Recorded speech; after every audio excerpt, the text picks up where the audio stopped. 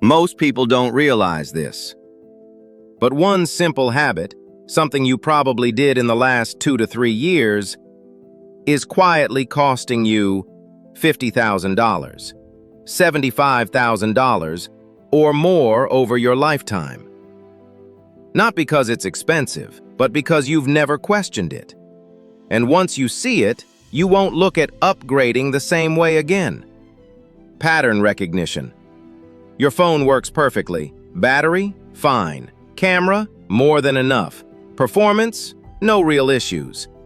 And then a new one drops. Slightly faster, slightly better camera, new design. And suddenly, your perfectly good phone feels outdated. Not broken, just not enough anymore. So you think, maybe it's time. Early financial consequence. Let's make this real. Most people upgrade every 2 to 3 years. That's about $1,200 for the phone, $200 accessories, $300 hidden costs. Roughly $1,700 per upgrade.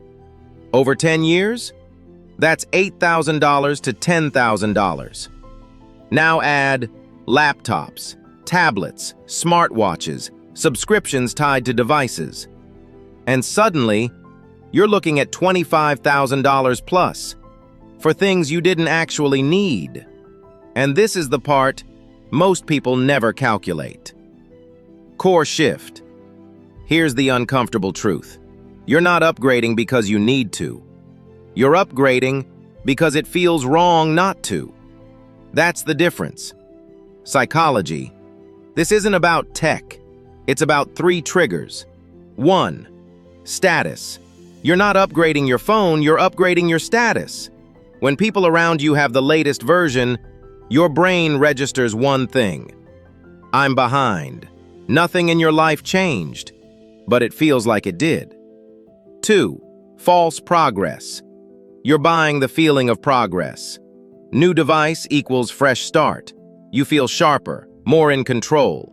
But reality? Same habits, same routines, same results.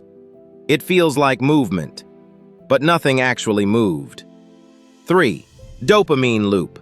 Unboxing feels incredible, but that feeling fades fast. And when it's gone, your brain looks for the next hit. That's the loop. Financial reality. Think about it this way. The cost adds up. Every small upgrade adds up to a significant amount over time. That extra $1,700 every 2 to 3 years may not seem like a lot, but compounded over decades and it transforms into a financial burden you didn't anticipate. Opportunity cost of investment. Instead of upgrading every time, imagine putting that money into investments, stocks, bonds, or retirement accounts. At a modest return of 7%, this could grow into a sizable nest egg. Small decisions, big impact. The challenge isn't one bad decision, it's the accumulation of many small ones. Each upgrade, while feeling like a minor decision, chips away at your financial future until you realize you've missed out on thousands of dollars you could have used for something truly meaningful. Mid-video, open loop. I'll show you why this exact pattern, just in different forms, can quietly turn into a 6-figure mistake over your lifetime. The math that hurts. Let's zoom out. Let's say you spend just $750 per year on unnecessary upgrades. Instead, you invested that money. At 7%, over 30 years, that becomes roughly $75,000. And that's just phones. Now multiply that behavior across cars, clothes, subscriptions, lifestyle upgrades. This is how small habits turn into massive financial gaps, not through one bad decision, but through hundreds of normal ones. Identity layer. This is where it gets uncomfortable, because for a lot of people, this isn't about devices at all. It's about identity, staying relevant, staying current, not falling behind. Because the real fear isn't, my phone is outdated. It's, am I becoming outdated? And that's why this pattern is so hard to break. The compounding effect of upgrades. What you don't see is how these small financial decisions compound over time. The hidden cost of convenience. We often upgrade because it's easy. The latest phone is just a click away, and the financial burden seems light when spread across small monthly payments. But in reality, the ease of upgrading means you never feel the weight of the total cost until it's too late. The accumulation of better. Each upgrade makes your life better in small ways, but better quickly becomes enough. The next phone has a slightly better camera. The next laptop has a faster processor. But in the end, none of these things significantly change your life. They just build a constant cycle of upgrading for the sake of comfort, not necessity. Reaching the point of no return. Eventually, the total cost of these upgrades accumulates into a financial gap that can't be easily closed. The pattern of upgrading, though subtle, begins to outweigh the true value of what you're purchasing.